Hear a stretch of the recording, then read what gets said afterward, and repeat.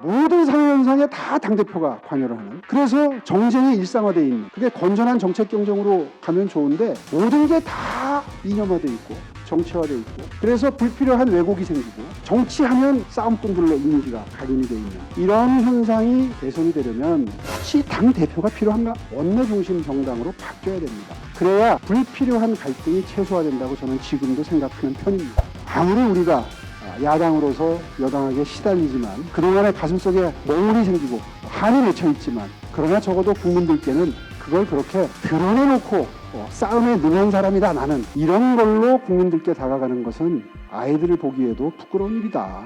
정치적인 신뢰는 혹시 챙길 수 있지만 보통 때는 잘 싸우는 사람이 속 시원하고 이뻐요. 고맙고 저 사람이 우리의 리더다 싶고, 그러나 결국 결정적인 순간에는 선거에서 이겨주는 놈이 효자입니다.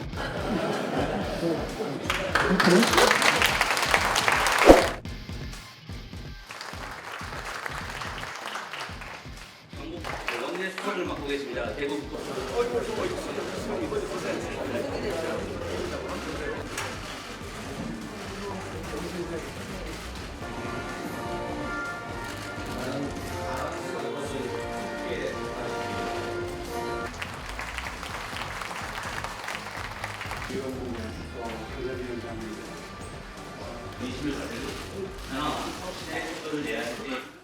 정책적으로 접근하면 될 일인데, 그러니까 모든 사회현상에 다 당대표가 관여를 하는, 그래서 정쟁이 일상화되어 있는, 그게 건전한 정책 경쟁으로 가면 좋은데 모든 게 다 이념화되어 있고 정치화되어 있고, 그래서 불필요한 왜곡이 생기고 정치하면 싸움꾼들로 이미지가 각인이 되어 있는 이런 현상이 개선이 되려면 굳이 당대표가 필요한가? 원내대표는 충분히 당이 운영이 되는데, 법 개정으로 해결될 수 있는 분야인데, 뭐 그런 생각을 그때 정치 초짜인 초선 의원 오세훈이 했었습니다. 그래서 그런 정신을 담아서, 지금은 이해할 수 없는 게 중앙당 후원회도 없애고 뭐 시도당 후원회도 약화시키고 뭐 다 그랬던 게 다 그런 저 나름대로의 머릿속에 들어있었던 틀거리 하에서 다 이루어졌던 일들이에요.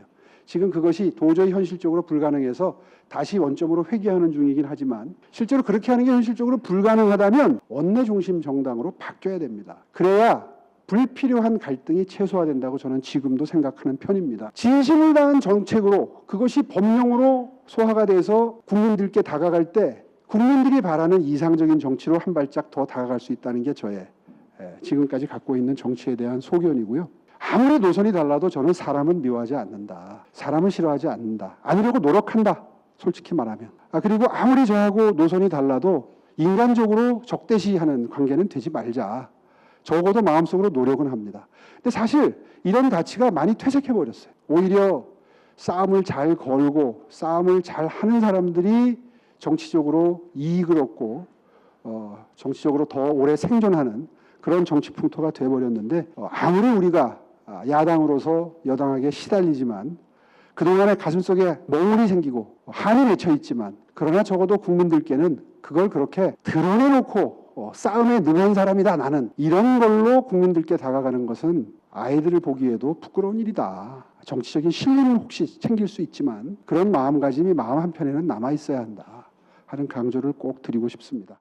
저는 그렇게 생각합니다. 뭐든지 서둘러서 되는 일은 없다. 뭐 당장 내일 모레 선거가 있는 것도 아닌데, 사실 불필요하게 서둘다가 부작용만 많이 생기는 그런 변화와 혁신은 우리 당 전체 구성원 국회의원님들이 바라시는 변화는 저는 아닐 거라고 저는 생각합니다. 선거도 그 와중에 치렀는데요. 뭐 굳이 이제 피를 흘려가면서 할 이유는 없다. 잘못 해석하면 저 친구 자기 급한 불 껐다고 지나치게 느긋한 거 아니야? 뭐 이런 비판도 받을 수 있는 소지가 있는데, 절대 그런 뜻은 아닙니다. 일을 되게 하려면 많은 구성원들이 동의하는 상태에서 마음속에 상처 있는 분들을 숫자를 최소화하면서 해법을 모색할 수 있다면 그게 좋은 해법이 되겠죠. 이제 그런 의미에서 당분간은 좀 지켜볼 필요도 있다고 생각합니다. 이거 외부에서 훈수 준다고 해서 될 일이 안 될 일이 되고 하는 건 저는 아니라고 생각해요. 그래서 사실 저는 굉장히 말수를 좀 줄이고는 있는데, 선거 직후에 저한테 이제 마이크가 올 기회가 자주 있다 보니까 어쩔 수 없이 제 입장을 피력하고는 합니다. 그러나 그때도 저는 말수를 되도록이면 줄이고 있습니다.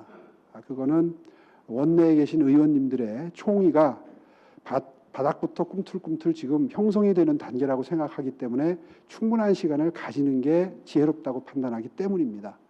그동안에도 지혜롭게 당을 잘 운영해 오신 당의 특히 중진 의원님들이 이제야말로 조금 역할을 좀 무게감 있게 책임감 있게 해주셔야 될 시기가 다가오고 있지 않나.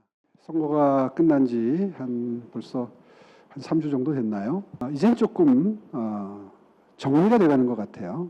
네, 올림픽공원 그 젊은이들의 마음이 재선거를 처음에 많이 외쳤잖아요. 근데 저는 그걸 그렇게 받아들였습니다. 진심으로 재선거를 바라는 것인가? 문제 제기를 세게 하는 것인가? 저는 후자 쪽이라고 봤습니다. 그렇기 때문에 제가 좀 원칙을 밝히고 관망을 했습니다. 제가 밝힌 원칙은 진상규명이었습니다. 이게 이제 그 여러 가지 형태가 수사를 해도 되고 밝혀지고 있습니다. 어느 정도 밝혀지고 나니까 지금 이제 그 정리가 되는 수순으로 가고 있는 것 같아요. 그러나 그런 움직임은 아마 꽤 길게, 강도는 약하지만 길게 갈 겁니다. 저는 시장으로서 절제된 메시지를 내야 된다고 생각을 했습니다. 초지일관이었기 때문에 가능했습니다. 실제로 선거 결과가 저한테 유리하게 나오기 전에도 일단 개표 중지만 얘기를 했지 재선거 얘기는 제가 안 했던 걸 기억하시는 분들이 계실 겁니다. 정부의 이 무도한 폭주는 이번 선거에서 절반은 심판당했다고 생각합니다. 굳이 우리가 가열차게 투쟁하지 않아도요. 그런 오만한 행태가 반복적으로 일어나게 되면 대통령은 스스로 자멸의 길로 가는 겁니다. 그걸 굳이 야당이 필요 이상으로 불필요하게 극단적인 용어를 써서 비판할 이유가 굳이 있을까?